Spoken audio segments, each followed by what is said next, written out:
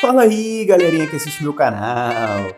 O Trump tá aí, ganhando o mundo todo, aleluia, trazendo paz e o fim do mundo tá chegando. Então é o seguinte, essa é a terceira vez que eu tô gravando esse vídeo, cara. Tem alguma coisa dando muito errado, então eu acho que o Satanás tá tentando atrapalhar aquilo que o Senhor tá fazendo aqui, amém? Então vamos lá. O que eu quero trazer aqui hoje? O fim do mundo tá chegando, aleluia, amém? Nós cremos, amém. E, cara, o que eu enxergo, sabe, nos dias de hoje, com toda essa movimentação que está acontecendo. Eu sempre tive uma perspectiva de que a Babilônia era um lugar onde existia uma promiscuidade muito grande, sabe? Onde a sexualização era muito evidente e as pessoas se moviam muito por isso. E por mais que isso acontecesse, a Babilônia não era conhecida sobre esse lugar. E eu não sei você, mas às vezes eu tinha uma visão muito assim do Brasil, sabe? Caramba, parece que eu vivo na Babilônia. É uma sacanagem atrás da outra, é um monte de safadeza, sabe? É todo mundo andando pelado, e enfim. Eu tinha muito essa perspectiva de que a Babilônia era esse lugar promíscuo. E aí, hoje pela manhã eu estava orando, e aí o Senhor começou a ministrar algumas coisas no meu coração, e uma delas foi exatamente isso, de que, sabe, filho, você tem uma visão muito errada das coisas. Porque você acredita que vive na Babilônia, porque é caótico, tem essa sexualização muito grande, né? E aí o Senhor começou a ministrar isso no meu coração de uma maneira em que ele foi muito claro quando disse: filho, vocês estão muito mais para Sodoma e Gomorra do que para Babilônia. Porque a Babilônia não era conhecida pela sexualidade, sabe? A Babilônia ela era conhecida pelo seu poder de guerra, de domínio, de governo sobre as outras nações. A Babilônia ela era conhecida por causa disso. E não, sim, toda a questão de idolatria, né? Mas principalmente pelo governo que ela exercia sobre os povos, sabe? Pelas conquistas que ela tinha. E aí o Senhor começou a falar isso comigo, sabe? Vocês estão muito mais para Sodoma do que para Babilônia. Sabe quem está mais para Babilônia? Os Estados Unidos. Porque eu estava até conversando isso ontem com a minha esposa. Parece que o Trump não tem nada para fazer lá nos Estados Unidos, porque ele quer se meter em diversos assuntos alheios mundo afora. Então, ele tá na Venezuela, ele tá se metendo em Israel, ele tá se metendo com a Rússia, com a China, com todo mundo ele quer bater um papo, né? Com todo mundo ele quer mostrar que ele manda, que ele tem poder, que os Estados Unidos é brabo. Enfim, o país que eu vejo que tem mais essa visão internacional, sabe, de governo e de mostrar o seu poder, hoje é os Estados Unidos, não tem nenhuma dúvida disso. E eu não tô aqui pra falar que o Trump é um anticristo e que, enfim, sabe, não é sobre isso. É sobre o fato de que, cara, existe alguma coisa espiritual acontecendo. Existe algo, sabe, acontecendo na história, e a gente está hoje vivendo algum tempo bíblico em que Israel está acessando um lugar de um acordo de paz, e a palavra já disse isso com muita clareza, que chegaria um tempo, né, de paz sobre a terra, e eu não acredito que ainda seja agora, mas talvez seja um começo, sabe? Talvez seja um prenúncio, eu não sei, mas eu sei que uma paz em Israel já é algo a nos alertar, sabe? Porque essa é a terra que Deus escolheu, não importa o que você acha, sabe? O que importa é que foi a terra que Deus escolheu, mano.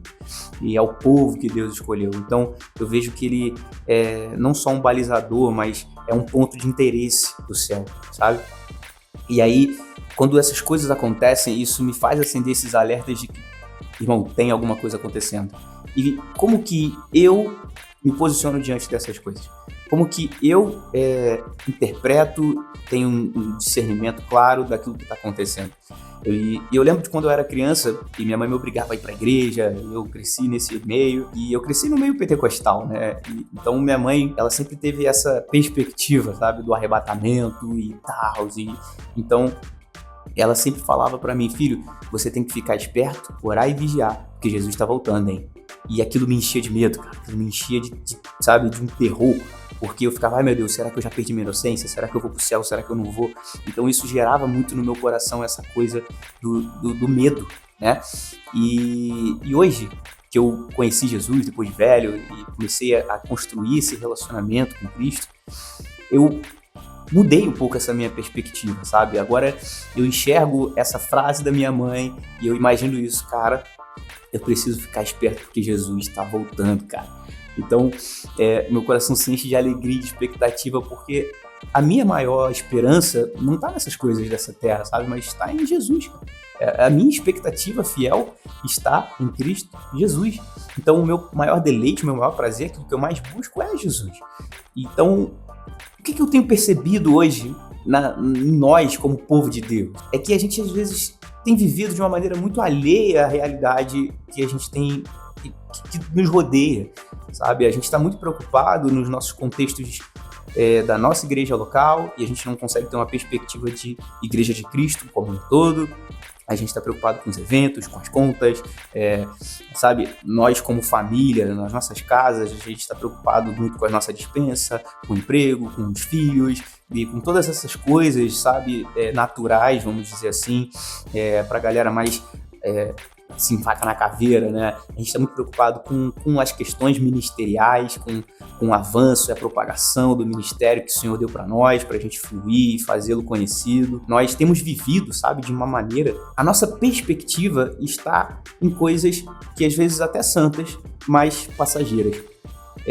Eu brinco, né, com a rapaziada que eu acompanho e tudo mais. Olha, rapaziada, em nome de Jesus, a igreja vai acabar. Sabe por quê? A igreja, como instituição, como conhecemos, cara, ela precisa acabar. Porque no dia em que Jesus rasgar os céus e descer, não tem mais um propósito para essa igreja como instituição se mover da maneira como a gente se move. Então a gente vai acessar uma outra realidade. Qual realidade? A realidade da eternidade com Cristo. E é para isso que Jesus nos chama a viver. E o que eu tenho para trazer hoje é exatamente esse ponto. Será que como igreja a gente tem vivido a partir de uma perspectiva de eternidade? Será que, como filhos de Deus, nós temos vivido à mesma altura do Pai que temos? Sabe, às vezes a gente está com o nosso coração e a nossa perspectiva tanto nas coisas passageiras, terrenas, que isso acaba enchendo o nosso coração de coisas que vão acabar no dia em que Jesus voltar. Essa é a verdade, essa é a verdade. Então a gente pode às vezes estar tão preocupado com o ministério que eu te garanto, no dia que Jesus rasgar os céus, em nome de Jesus, o seu ministério também vai acabar. Porque já não vai mais haver uma necessidade de um movimento em como nós conhecemos. Agora nós estamos entrando em um novo, sabe, uma nova estação, uma nova etapa, sabe, da história, em que agora nós temos uma perspectiva, um coração, uma mentalidade eterna, sublime, elevada, e a gente tem nossos planos e nossa vida direcionados, sabe, para aquilo que Deus tem para fazer. Então, sabe, se a sua vida não é coerente com aquilo que está aqui nesse livro, sabe, se a sua vida não é coerente com aquilo que você lê todo dia, com aquilo que você crê, com aquilo que você canta, com aquilo que você, sabe, ouve, e se você não vive uma vida com uma perspectiva eterna, os louvores que você canta, eles se perdem na sua boca. As palavras que você lê nesse livro se perdem também dentro dos seus olhos, cara. Sabe? O que você precisa é de uma perspectiva e um coração de eternidade. Porque esse é nosso Jesus, cara. Jesus, ele, quando veio à Terra, ele veio com um coração, com uma mente e uma perspectiva da eternidade em que ele estava. Ele vem, ele se humilha, ele se põe aqui na Terra. E ele vive na Terra como um homem, mas cumprindo os planos da eternidade. Por quê? Porque quando você vê, depois da multiplicação dos peixes, as pessoas queriam forçar Jesus a ser rei, né, sobre eles. Eles finalmente reconhecendo, caramba, Jesus é brabo, o cara faz milagre, ele é isso, cara, é o melhor rei, e ele vai libertar a gente. E se Jesus aceita essa condição de rei, ele tinha fracassado no ministério dele. Ele teria fracassado no plano eterno de Deus que tinha sobre ele. E talvez a nossa perspectiva humana, a gente acharia que Jesus estaria vivendo a maior fase, sabe? Seria o maior avanço ministerial de todos, porque agora finalmente ele recebeu o reconhecimento das pessoas, quando na verdade o que ele precisava cumprir era um plano eterno maior do que ser rei daquele povo naquele momento. Então o coração de Jesus estava naquilo que é eterno, e isso blinda a gente de cometer erros, sabe? Isso nos blinda de viver uma vida rasa, de viver uma vida que acaba em nós mesmos, de viver uma vida que acaba naquilo que fazemos, sabe? Cara, eu não sei você, mas eu não quero viver uma vida em que tudo vai terminar no dia que eu morrer, sabe? Eu quero construir coisas que vão perdurar, sabe? Eu quero que pessoas sejam impactadas por aquilo que Deus fez através da minha vida. Isso só vai acontecer a partir do momento em que eu fazer, viver, planejar, gastar os meus dias para viver os planos eternos de Deus. Porque o que Deus nos convida a fazer é entrarmos nos planos dele, sabe? Porque a gente quer fazer tudo ao contrário. A gente quer pegar esse Deus que a gente conheceu numa igreja ou sei lá onde e colocá-lo nos nossos planos. Porque aí tem bênção, aí acontece, aí vai e tal, e tal, e tal. Quando na verdade o que Deus quer de nós é nos colocar aqui, no plano dele. O plano eterno, alinhar o nosso coração com o plano eterno de Deus. E então a gente vai ser abençoado. Então a gente prospera, a gente faz, a gente acontece. Por quê? Porque o interesse maior é o plano do Senhor. Mas não necessariamente você vai estar vivendo aquilo que você deseja, aquilo que você sempre quis.